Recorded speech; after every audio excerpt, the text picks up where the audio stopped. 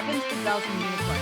I'm Rosemary, founder and CEO of the Center for Advanced Innovation, and I'm here with Gregory Charlop. Gregory is a doctor, a speaker, longevity expert. He's also the author of Why Doctors Skip Breakfast, wellness tips to reverse aging, we all want that, treat depression, and get a good night's sleep. Dr. Charlop runs an anti-aging telemedicine clinic based in Beverly Hills, California. And we're going to put our show notes how you can contact him. So welcome, Gregory. We're really so thrilled to have you on the show today. Oh, thank you. It's great to be here. So can you talk a little bit more about what kind of doctor you are? Sure. So I'm trained as an anesthesiologist, and I have two kind of main focuses. I take care of a lot of kids and babies, but lately I've really been focused also on plastic surgery. So I live in Beverly Hills, and we take care of a lot of patients, celebrities, Instagram people, actors, things like that are getting plastic surgery. And so a lot of what we're doing focuses on looking good and feeling good and that kind of thing. So my big emphasis now beyond anesthesia is wellness, longevity medicine, like you talked about, nutrition, ways of using supplements and things like that to make us live longer, to sleep better, and also to treat depression. All right. Well, so why do doctors skip breakfast? Because we get up too early as it is, and we don't have time to eat breakfast. Yeah. Should see when we wake up. No, actually, well, I'll tell you. So here's how it originally started. I worked for many years in a complex medical center, really sick patients, big surgeries, you name it. And we'd always go and we'd hang out, before surgery would start. So it'd be me, and there'd be other anesthesiologists and some surgeons. And these are like big name people, like they went to Harvard and MIT and everything. And you look around and there's books and there's surgical supplies and there's coffee mugs and everything else, but there's no food. And so, and you and I chat about this. So I don't eat breakfast because I fast. And I noticed that like almost nobody else ate breakfast either. And I thought, well, maybe they just didn't want to get up early, but so I asked them, and almost every single one of them was also fasting. And so then that made me kind of think, well, this is what people do. Like the word has gone out, like people know, like we should fast. But then after that, it was that day. Then after that, I started looking around. I noticed everybody else, including my parents, are eating breakfast all the time. And so it made me realize there's this big disconnect between what we're doing in the medical field for ourselves and kind of what we're teaching and what we're preaching to other people. So what does fasting do for you? Excellent question. It makes you live longer. Okay. So it's interesting. So there's all kinds of studies done on animals, and they're always looking at all these different dietary changes you could do for animals to make them live longer. There's like keto diets for animals, paleo diets, organic, more vegetables, less vegetables, more protein, less protein. Like you name it, they've tried these diets on animals. The only diet that's really had a significant effect on the length of animals' lives is fasting them. And it's dramatic. Like there have been some studies where you can lengthen an animal's life by 40+%. I mean, the difference between, fasted and unfasted animal is dramatic. And the funny thing is, there's different ways to do it. You could either calorie restrict them and they live longer if you do that, meaning they eat when they want to, but just not as much. There's a funny video on YouTube about this French bulldog that was calorie restricted. It wasn't very happy, but it's very cute. Is calorie restrictions one, or another one, which is what I would consider fasting, intermittent fasting, where you time restrict, meaning that there's a certain window of time you could eat, and they could have as much as you want during that window, but then you can't eat the rest of the day. And that's what I do, and that's what the other doctors do. And it's interesting that these animals, they live longer with this time restricted feeding, even if they eat the same number of calories. So I'm making this number up, but say a mouse has like 400 calories a day. I don't know how many calories a mouse eats, but if they cram that 400 calories into say like a 4-hour window, they'll live longer than if they eat those 400 calories over the day. Well, I would never skip breakfast, but as you know, because I would probably be not very kind to people, but that I only eat vegetables and seafood and, 1 egg white a day. and basically no carbohydrates, no red meat, no freshwater fish, and then you were kind of pondering that, and you said, well, you're kind of doing it anyway. You kind of are fasting because it's your diet. Right. I think you said. So what does it do to your body? I mean, and like why? So I guess the point of what I was saying was there's a variety of ways to interpret it. What you're talking about. You said there's two major ones, but just because of my particular diet, for example, it would be almost the same thing. Yeah, it's interesting. So I'll tell you, there's a few theories as to why fasting helps. And it actually helps with a lot of things, not just lifespan. It decreases autoimmune diseases. It probably decreases Alzheimer's disease. It decreases cancer, and it improves treatment for cancer. So people with cancer that fast, their cancers get better. They tolerate chemotherapy better. I mean, there's all kinds of benefits. So then the question is why? Like, it doesn't make sense. Like, why does it matter if you compress your eating? And so there's a few theories why compressed eating helps. One of them is that over the course of the day, it keeps your blood sugar low and your insulin low. So if you go and eat a bagel, for example, your blood sugar is going to shoot up because you have all these carbs. And then your insulin level will shoot up. That's your body's attempt to get your blood sugar back down. And the insulin basically takes the sugar out of your blood and puts it mostly into your fat cells.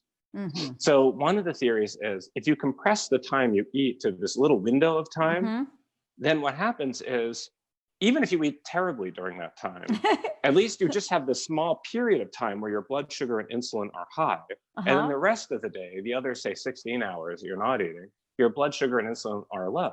So even if you're going to Dunkin' Donuts, which, by the way, I'm a big fan of, they have good coffee if you haven't tried it. So even if you're going to Dunkin' Donuts, during those, say, 4 or 6 hours you're eating, at least the rest of the day, your blood sugar and your insulin level is low. So that's one theory. Another theory is it may help the bacteria living in our intestines. They're not really used to getting barraged by a constant stream of garbage, and so if you, and if you think our ancestors were not having 50 snacks a day, they would eat when they could, and then they would go periods of time where they didn't. And so the microbes in our gut evolved to, that's what they wanted, because that's how they evolved. Because that's how we ate for most of our life. And then the third thing is there are certain longevity genes, and this is actually one of the really exciting kind of newer things that came out. It turns out we have some genes that if you either turn them on or off the right way, it makes you live longer. They're called sirtuins and mTOR. There's a bunch of them. This is all like hot off the presses stuff. And this is one of the big things we talk about in the book, why doctors skip breakfast. And it's hot stuff. Harvard, USC, UCLA, those places have done a lot of research on this. And so we think that fasting turns these longevity genes on the right way. When you put yourself in this starvation mode, if your body thinks you're starving, it actually causes your body to like rebuild and beef itself up and kind of hunker down, and that's what you want. And so with your diet, because, we talked about this, and you eat, like you said, mostly vegetables and seafood. So my guess is that your blood sugar level is probably low most of the time. Your insulin level is probably low most of the time, because you're not eating stuff that's spiking blood sugar, insulin. You're eating healthy things. Those things, your gut microbes like those foods, especially the fish and the vegetables. They like that. So you're feeding your gut microbes, and you're probably shifting your, these longevity genes the right way, especially this one called mTOR. So my guess is that you're probably doing almost like a fasting mimicking diet. So you're not fasting per se, but I bet you're getting a lot of the benefits of it. Yeah, I think I am. I think I told you, I think I preserved myself because I'm not getting any white hairs, and I'm 47. So, hopefully. And your hair looks great. Oh, thank you. Thank you. So, before you were talking about part of what you do is you focus on wellness. And earlier today, I actually had a webinar with another gentleman who wrote a book, and he was talking about the extra supplements you should take. And he mentioned vitamin D and magnesium. What are your thoughts? So I'm a big fan of certain supplements, and we talk about this a lot in the book, and I'm a big believer in certain things. So I can, my biggest thing that I think everybody should take is turmeric. Ah, really? And it's funny because that's actually another example. I talked about how I notice all these doctors are fasting. That's another thing. Almost all the doctors I know, they're all taking turmeric. It's like, oh, of course you take turmeric. But then I don't think any of them really mention it to their patients that they should be taking turmeric. They do it because they know it's the right thing. Not that they're trying to hurt their patients. It's just, I don't know, you don't have time, you don't think about it. So it's one of those things, like the doctors know it, but a lot of people are taking. So turmeric is great. It's anti-inflammatory. Yeah. It also decreases your risk of autoimmune diseases. It probably prevents Alzheimer's, cancer. A lot of Southeast Asian cultures have been using it sort of both for food and medicinally for thousands of years. So that's good stuff. If you take turmeric, which I recommend, you probably want to take it with some form of black pepper because that improves its bioavailability. Oh, interesting. I put it in my eggs. Yes. My egg whites with my slice of eggplant, my peppers, my, mushrooms. Yeah. So take it, add it to your food. You could take it as capsules. I take a few turmeric capsules a day, scattered throughout the day. So that's one thing. I think there's something called resveratrol or pterostilbene, which are similar. The resveratrol got a lot of attention. It was like in the skin of grapes, and all these studies that like red wine is healthy for you. It's thought maybe because of the resveratrol. And then this pterostilbene, which is similar, it's spelled with a P. It's not spelled the way it sounds. But what is that? Where can you find that one? You could get it on Amazon. You can get it anywhere. It's easy to get. It's actually cheap too. I think it comes from grapes and from blueberry skin. Okay. But the nice thing about it is it's better absorbed than resveratrol. It probably does the same thing. But that also seems to make you live longer and prevents a bunch of diseases. And these things seem to have no side effects, which are great. And they're cheap. So I'm a big fan of those things.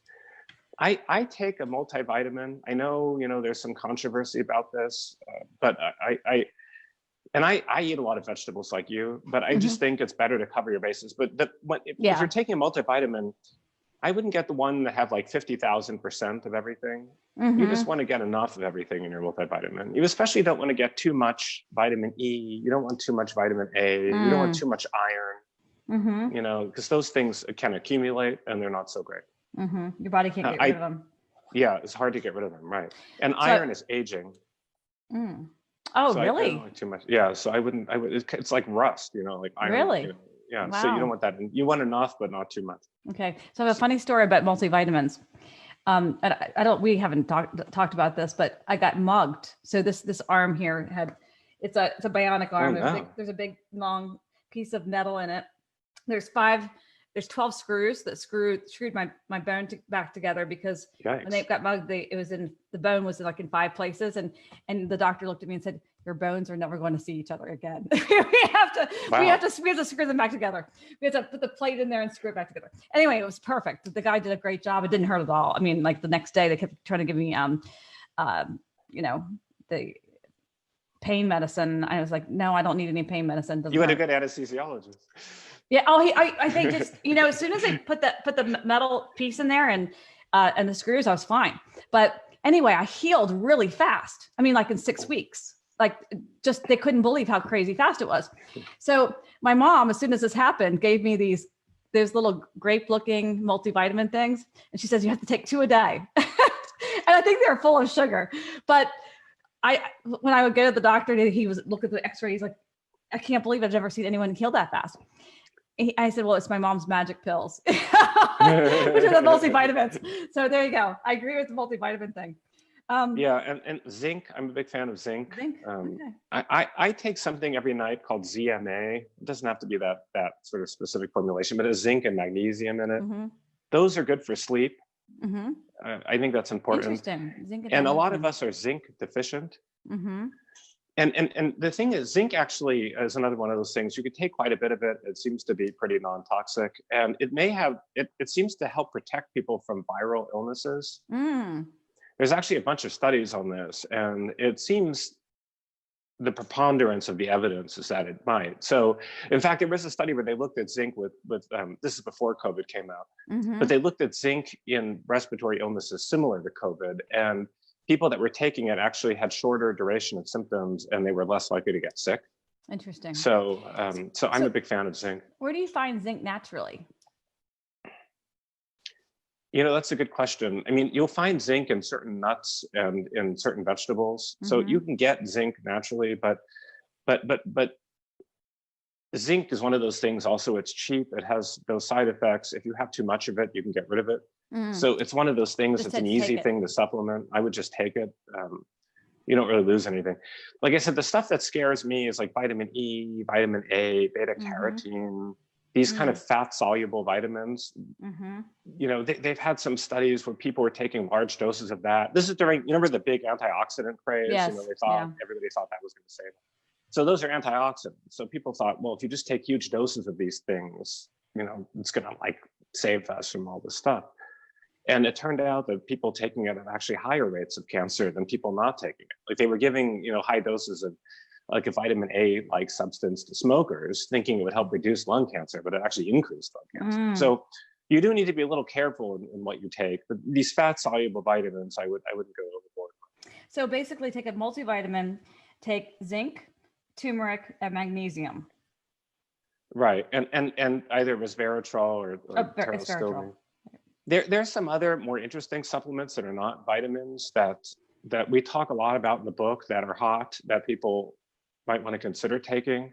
There's something called nicotinamide riboside, NR, or nicotinamide mononucleotide, NMN. These things are much more expensive than everything else we mentioned. They have like patented processes of how they're made, which is why they're expensive. But a lot of longevity researchers kind of swear by these things, and there's growing evidence that may have huge benefits in terms of longer lifespan, preventing disease and that kind of thing. But there's still newer kind of things. There's less research on it. I take them from time to time. I think they're probably good. If you came to me and you're like, I really want to do more things, I would recommend it. So then there's another thing called ketone esters. Okay. Where do you find that? So that's actually a cool one. And this actually goes back to what you were talking about. And this is also like a hot thing. So the other way, and I forgot to mention, the other reason fasting may help you is it may raise your ketone levels. And it's thought that ketones are good fuel for your brain. And they're bad fuel for cancer. Okay. So it's interesting. So your brain can use either ketones for energy or sugar. Okay. Cancer, for some reason, most cancer cells, they're really good with sugar. You give them sugar, they are happy as a clam. Like they metabolize sugar in a flash. They have trouble metabolizing ketones for energy, oddly enough. It's just a thing that most cancers have. So if you're in ketosis, meaning your blood sugar levels are low and your ketones are high, then you may actually provide your brain with lots of energy and fuel, but you wouldn't be providing your cancer cells with that, which of course is what you want. So fasting helps raise your ketone levels, but you can actually take these ketones as a supplement. And I recommend, if you do it, there are these things called ketone esters. That's the best way to do it. And I'll tell you, I've taken it myself. It's cool. It's one of the few supplements you could take that you actually feel that you're doing something when you've taken it. And you can take as much turmeric as you want. You'll have no idea you took it. Yeah. But these ketone esters, you take it, you feel good. You're much more mentally clear. It makes you more awake, but it's not a stimulant. And it may actually increase your intelligence over time by increasing your nerve growth. So it's interesting. And I would get it over probably from Amazon. There's a company I like, Ketone Aid. Ketone Aid makes them, but you want ketone esters, I would recommend, instead of a cheaper version called ketone salts. Okay. All right. That's great tips. Oh my gosh. I guess it's part of reversing aging too, is the ketone esters would reverse aging if your brain is working better and memory is better. You also have anti-aging in this book. So can you tell us a little bit about that? Right. So there's a whole package of stuff. Reversing aging. Okay. Right. So there's a whole package of things you could do, I think, to reverse aging. So in my sort of sense, you could, so the way we've always thought about aging is that we kind of gradually decay, right? So, and I bring up an example in the book.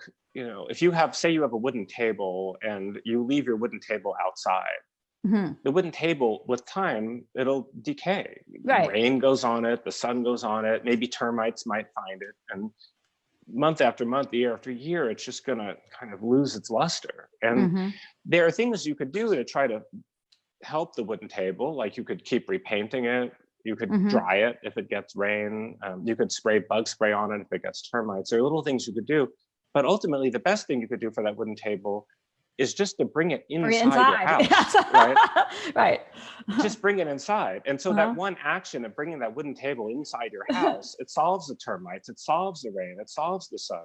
Now the table still won't last forever. Nothing lasts forever, but the table will last a lot longer with that one action. And so we think that aging is caused kind of by a combination of a few things. It's not this gradual decay. It's actually caused by, I don't know how into the weeds you want to get, but it's caused in part by epigenetic changes. So bear with me, this will be the only like sort of nerdy thing. I try to make it. So all of your cells pretty much in your body have the same DNA. Okay. Your liver cells, your skin cells, your lip cells, your kidney, that your DNA is the same. But those cells are totally different from each other. Your liver cells and your kidney cells and your skin cells, completely different. And it's very difficult, if not impossible, to convert one of those into the other. And they make different proteins and they respond to things differently. And a big part of the reason for that is something called epigenetics. So it turns out that your DNA, which is inside your cell, you know, in your nucleus there, that's what codes for proteins. What your cells do is they put these little tags on the DNA. And what the tags do is they turn on and off certain genes. So you could have two different cells, say your liver cell and your skin cell, same DNA, but their tags are in different places. And these tags are somewhat reversible. But the liver cells have these tags that prevent skin genes from being expressed. And your skin genes have tags that prevent your liver genes from being expressed. That way, that's why you don't produce skin inside your liver. See? And so what happens is over time, you can actually make epigenetic errors. And what you'll do is you'll start accumulating these tags in the wrong place. And so cells don't function properly. They make the wrong thing. They're not as efficient. They start doing bad stuff, which damages their neighbors. So these epigenetic errors accumulate. Now, the reason why this is a good piece of news is those are reversible. DNA damage is hard to reverse. You know, if you go somewhere and you're exposed to tons of radiation, for example, like you're near, you say you get like 50 CT scans, lots of radiation, you're going to get DNA damage. It's hard to reverse that. But epigenetic damage is reversible. And so what you want to do is you want to turn on the right genes to fix these epigenetic mistakes. So that's one big way that aging is reversible. And then the other causes of aging are there are these zombie cells inside your body called senescence cells. And zombie cells. Zombie cells, yeah, it's kind of a catchy name. And so what happens is, you know, your body has tons and tons of cells, right? And these cells, most of them don't live your whole life. They come and they go, you get them, they die, you get new ones, they replace each other, that kind of thing.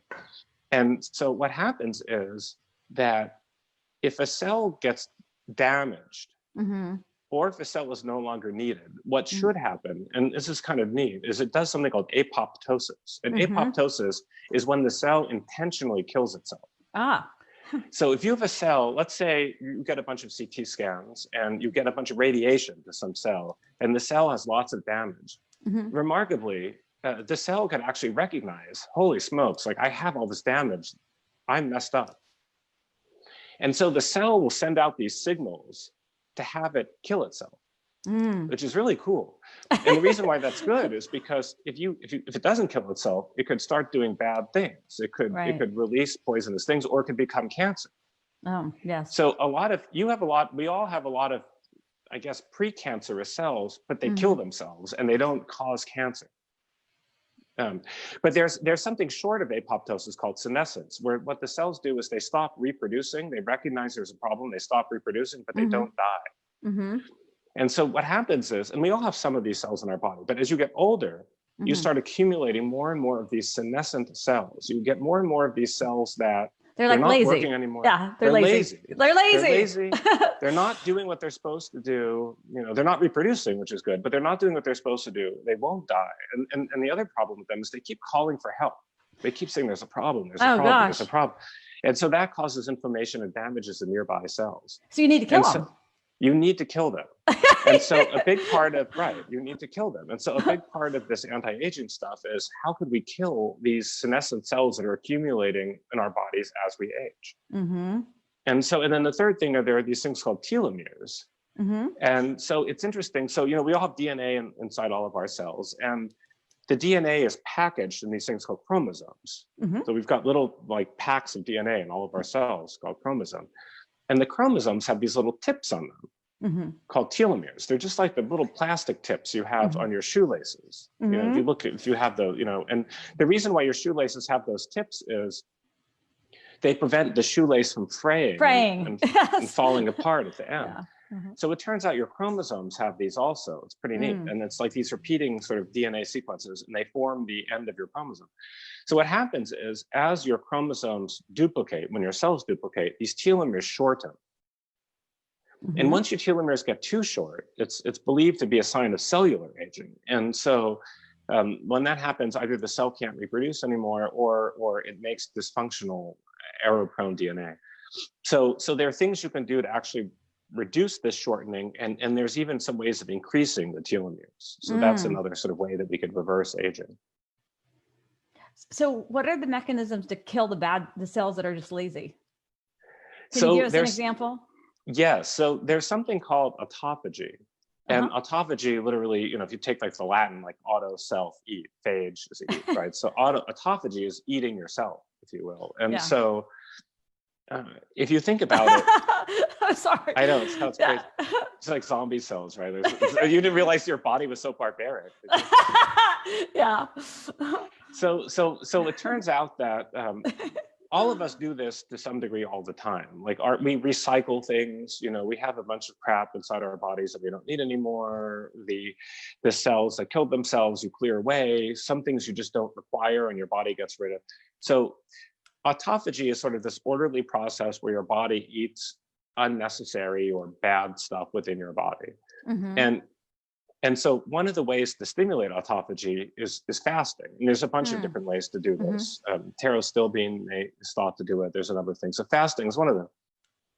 And so I'd like to use this as an example. Imagine I took you and I stranded you on a desert island where you had almost no food. All right, you have water, but almost no food. So it's a desert island with an oasis, right? So you have water, but almost no food. Okay. So you're starving. So your body obviously will try to keep you alive as long as possible. And you need energy. You need to feed your brain. You need to feed, your activities so you can find food. So your body will start breaking itself down. Now, what will your body break down preferentially? Like your muscle and brain, stuff you need to live, or garbage that you don't need? Garbage. Your body will preferentially break down garbage because your body, and this is how our ancestors had to deal with this problem all the time. They were constantly starving. So our bodies developed systems that allowed us to consume the garbage without consuming muscles. So if you fast, for example, most people, it's not like your biceps are going to, just evaporate. It doesn't make sense evolutionarily for you to target your biceps or your brain. What you're going to target is the garbage. And so if you can get your body to do more autophagy, then you're getting your body to stimulate the cleanup crew and get rid of this waste that you don't need anymore. So what do you think about, if you think about your book in relationship to the pandemic that we have going on right now? Is there a relationship? How would you say that the book could be applied for people during this time? Yes, I'm glad you asked. So I didn't set you up for this, I swear, but I'm happy you asked. So there's two ways actually. So one of them is, when we talk about the pandemic and what to do about it, we focus mostly on social distancing kind of avoidance strategies, right? Not going out, not going on airplanes, wearing masks, washing our hands, keeping our physical distance from people. And those are all great things. but ultimately, and you should do them. I'm not telling you not to. So in no way am I criticizing that. But those things don't really get rid of the virus. They just make it spread slower. Yes. But the other piece that we don't talk about enough, in my judgment, is how could you beef up your immune system so if you do get it, it's less harmful. And the truth is that you could do all the distancing you want and everything else, but there's a very good chance that you're going to get this. It's just the way it is. You may already have had it. You know, I don't know. I think I already had it. I think you might have already had it. I mean, but it was like for a half day, I wanted to sleep. You know, that was like what happened. But that's very unusual for me. So you might have already had it. And there's all these studies coming out now that all these people, they found this in New York and in Northern California, that people had it, you know, all these people have antibodies to it and they never knew they had it. So some people, they get it and like, they don't know they had it, or it's like a little thing, like you're saying, you slept for half a day, and other people are in the ICU. So obviously you want to make it so if and when you get it, you're one of those people that has like a runny nose and a fever for a day and not in the intensive care unit. Right. So I think doing things to improve your immune system are very important. And in terms of improving your immune system, there are several clear things you can do that have been found with viruses similar to COVID. Again, a lot of these studies, you know, COVID is new, right? So the studies are done before. But there was a remarkable study where they looked at people, they got volunteers. I don't know how they got volunteers for this. Like, I don't know who would do it. But they got volunteers to be exposed to a virus similar to COVID, like it causes respiratory stuff. Like they actually squirted like the virus in their nose, that's gross. believe it or not. And I don't know how they found these people, but people volunteered. And what they did is some people slept for 7 or more hours and other people slept for less than 6. Okay. And it turned out that the people that slept less than 6 had 3 to 4 times the incidence of getting sick from this virus than the people that slept 7 or more hours. It was very dramatic. Like an hour or 2 of sleep difference had a huge effect on how these people responded to a virus very similar to COVID-19. Get more sleep. So one thing is get more sleep. Because I think if you don't have it already, you're probably gonna get it. It's a matter of time. You don't wanna be in the ICU, so get more sleep. And then zinc is another thing. There's some data, like we talked about, that zinc may be helpful. And then interestingly, another thing that seems to help with this is probiotics. And there were some pretty cool studies done. There was one that was looking at kind of like preschoolish age kids. It was done on kids, but there have been other studies. And what they found is some kids were randomized to get probiotics and other kids were not. And the kids that had the probiotics ended up getting a much lower rate of these viral respiratory infections compared to the non-probiotic kids. So I think it's likely that probiotics probably help. So, you know, none of these are magic bullet. Obviously, none of these will, you know, make up for you going in a huge crowd without a mask. You know, I want to be clear, you should still wash your hands and do anything else. But on top of that, you should sleep, you should eat zinc, and you should have probiotics. And then the one other thing, and maybe garlic too, oddly enough. There's some research with garlic. I love garlic. Yeah. So. Good. When I heard that, I was happy to. But the one other thing I just want to touch on with this virus, which is a big problem, is that a lot of people are suffering from depression. Right. They're inside. They're inside. You know, it's interesting. There was a study that looked at Canadians remember that SARS epidemic some years ago? And so in Canada, parts of Canada, they had these quarantines kind of similar to what we have. And what they did is these I think they were ER doctors, they looked at these people quarantined. They had a huge rate of depression and post-traumatic stress disorder, PTSD, just from the quarantine. Right, of course. Right, so I mean, we're gonna have that too.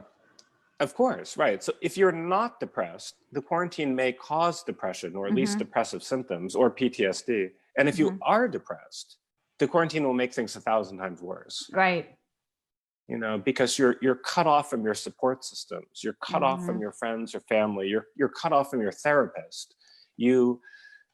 Maybe certain activities still made you happy, like exercising or playing with kids or whatever, and now you can't do those things. You know, so depression is a real problem from these quarantines, and we talk a lot about depression and depression treatment in the book. And then, of course, you comorbidities, because usually a lot of people who are depressed, they will eat a lot, and then they're not fasting, and then it's right. a ripple right, effect. they're not fasting, right? So is there any other nuggets that you'd want to bring out of that are in your book that you'd like to share with the listeners today? Well, I like talking about sleep because I think sleep's important. It's interesting.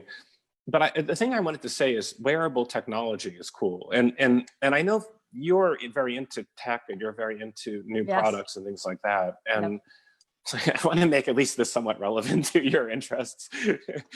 But, so it turns out there's a lot of really cool health-related wearable technology now, and more stuff is coming out by the day. And, without getting into specific brands, there are certain product categories that I think are awesome. Now, one of them is, it turns out, sleep apnea is a big problem. Yeah. It's when you snore and you kind of suffocate overnight, really. You're not breathing well, and it causes you to have bad sleep, and you keep waking up, and it's bad news. It turns out there are home sleep apnea tests that you could actually get for yourself. Now, they may not necessarily all be FDA approved, but the beauty is, if you're one of those people and you snore, or your spouse is can't sleep in the same room as you, because you're too loud, you can get these things on your own if you don't want to bother going to the doctor, and you could actually test yourself for sleep apnea. Now, it's not 100%, but I'd much rather you do one of these things and have a 98% chance of knowing than you do nothing because you don't feel like going to the doctor, or you don't want to pay the copay or whatever. Yeah. So detecting sleep apnea on your own is one of those great things that I'm a big fan of. And then there are other medical devices. There are some great medical devices called the continuous glucose monitor, the CGM, and this is awesome. And we talk a lot about this in the book, and why doctors skip breakfast, but I love this, the continuous glucose monitor. So normally, if you have diabetes, you've got that skin prick thing. Yep. And so, any diabetic will tell you from time to time, they prick their skin and it hurts, and then they have to look and they see what their blood sugar is in a moment in time. So you get these little teeny snapshots of how things are going. But we now know that your blood sugar is important for diabetics and non-diabetics. And, I don't have diabetes, but I think my blood sugar is important despite not having it. So what you can do is, there's something called the continuous glucose monitor. And what it does is a little probe. You put it under the skin, like in your arm or in your abdomen. And it tells you your blood sugar almost in real time, all the time throughout the day. Wow. Which is awesome. And so what it lets you do is it lets you see how you respond to foods. So let's say you and I, we go out to lunch together, right? And I know you don't eat carbs, but for this discussion, let's pretend that you did, right? So let's say we go out for lunch and you and I both get some, say, potatoes with our fish, right? And you may eat that, and it may turn out that your blood sugar after that meal skyrockets. Because you have a very brisk reaction to potatoes. Wow. Whereas my blood sugar just goes up a little bit. Now, we would never have known this, right? But we could look at our monitors, our glucose monitors. We could see that you have this huge reaction to the potatoes. Now, the next week, because you treated me the first time, I treat you the next time. We go out for sashimi, let's say. And now we have our meal with a bunch of rice. We have rice and some fish. Now, this time, my blood sugar skyrockets, because my body reacts to rice and causes a big blood sugar spike. But yours doesn't. It just goes up a little bit. Now, none of us would have ever known this. Yeah. But what we could say is, in the future, I should probably avoid rice. And if I want carbs, I should stick with potatoes. If you want carbs, you should skip the potatoes and stick with rice. But we would never know this except by the fact that we're able to constantly monitor our blood sugar and see how we react to foods. And the same thing could be true for fruits or vegetables. Maybe grapes cause your blood sugar to skyrocket, but apples don't. And so there's a lot of neat things you can do by testing yourself. Tim Ferriss is big on this kind of like testing yourself thing, And so there's a lot of cool new technology that lets you do that. Have you heard of Biome? Yes. Yes. I mean, it's a test for your poop to tell you what you can eat and what you shouldn't eat, what you should eat, and you shouldn't eat. Yes. Speaking of sleep apnea, we came in contact with this amazing startup the other day that has a fabulous solution for sleep apnea. The company's name is called Whisper, and the guy who is the founder is Michael Nathans. So if you guys are on the phone and you're interested in that area, sleep apnea, instead of just moving if you're married to someone who's snores a lot, just going into another room, check out this Whisper product. It's amazing.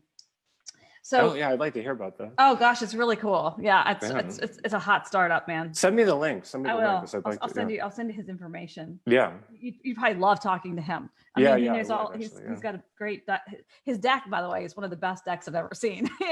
His pitch deck.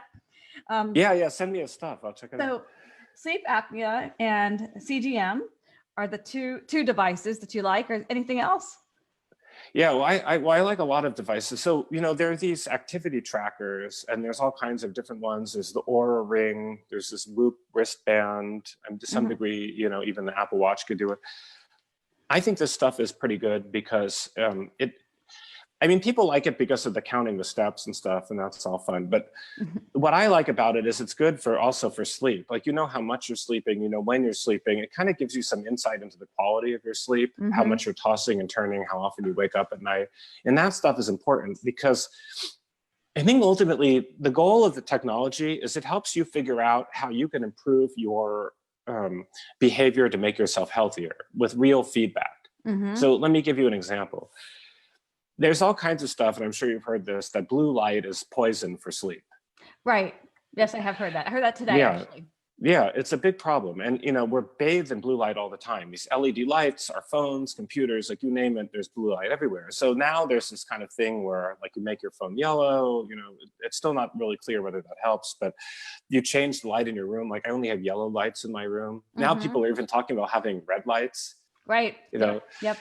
Which I think is kind of funny, having red lights in your bedroom. It's kind of, it's kind of a funny thing. But that stuff probably works. And so, but the interesting thing is you could actually test this stuff on yourself. You could, for example, say you had an activity tracker or a sleep monitoring device. It'll kind of tell you how long it takes you to fall asleep.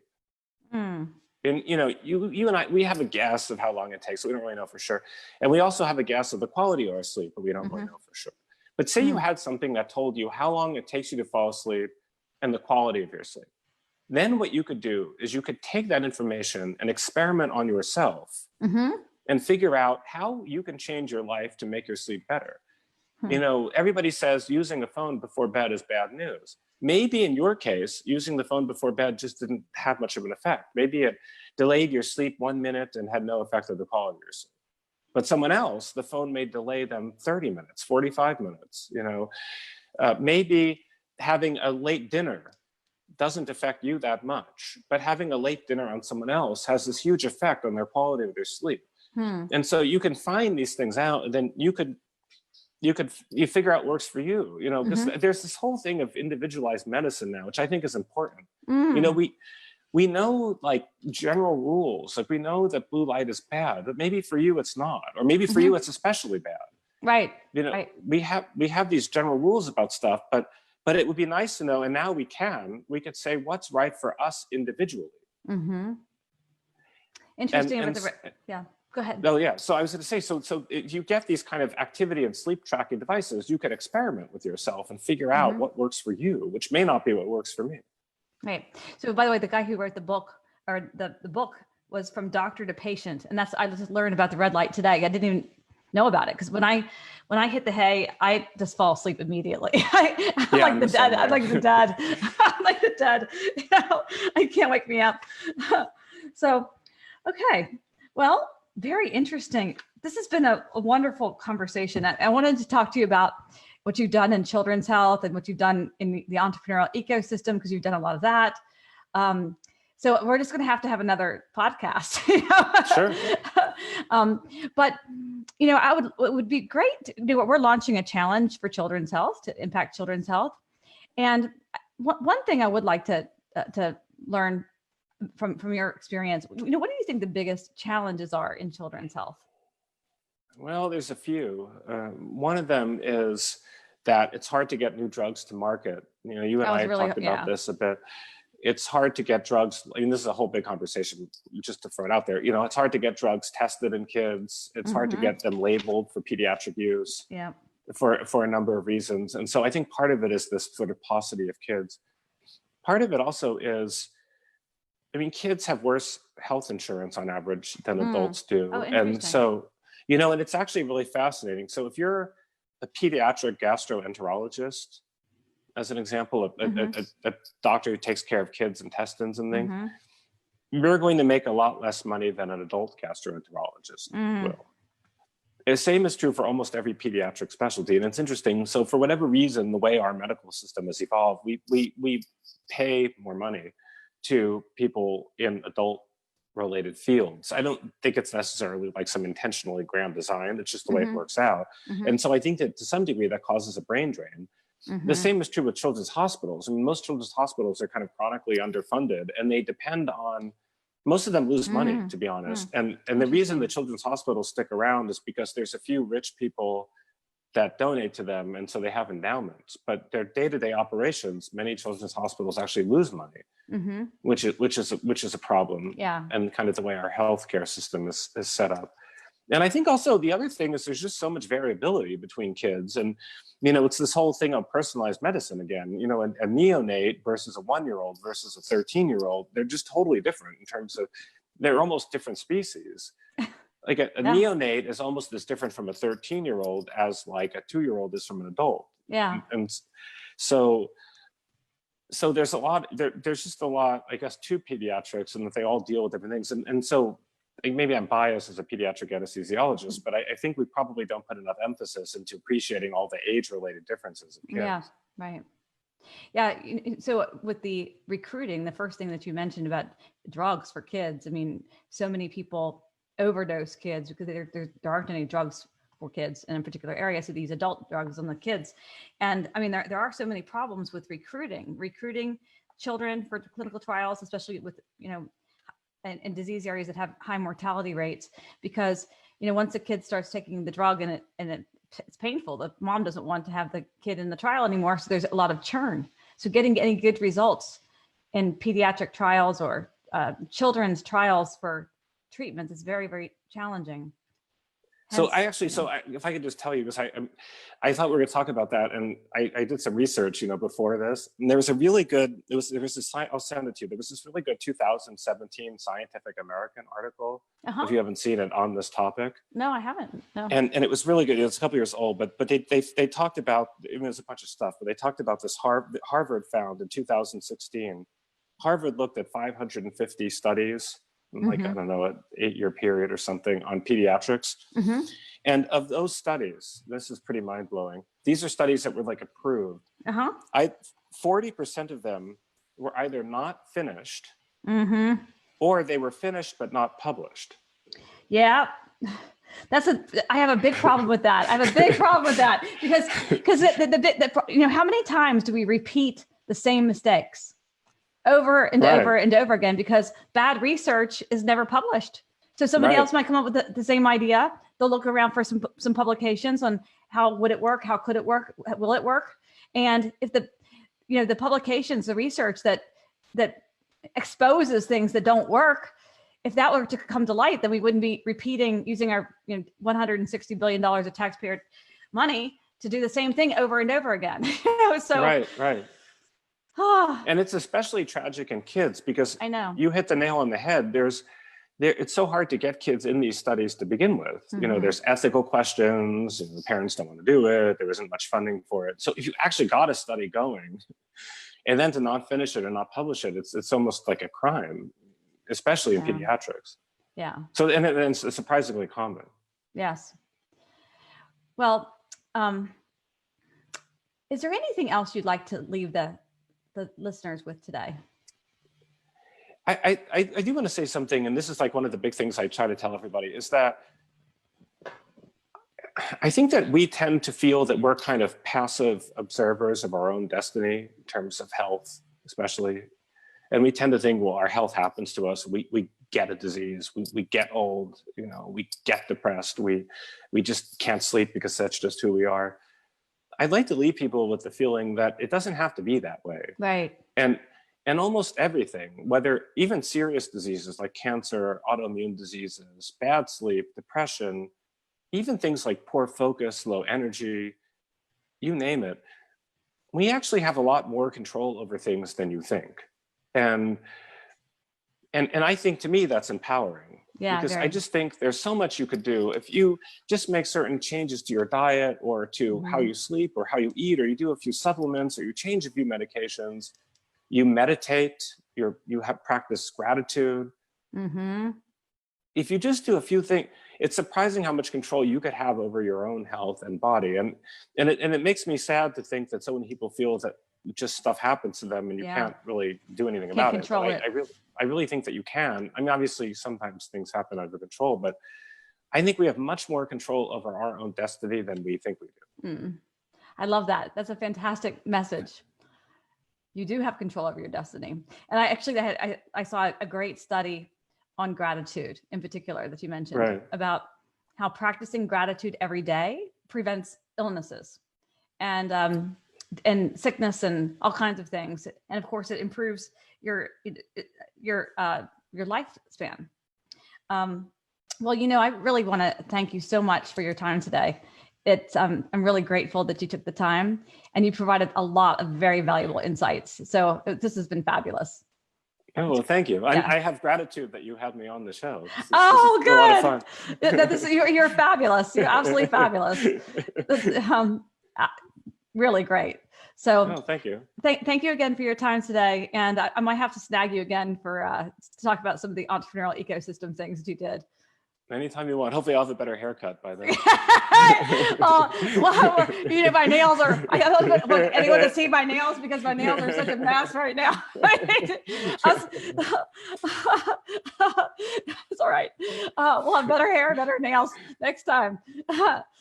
And we'll be practicing gratitude for that a lot. So Exactly.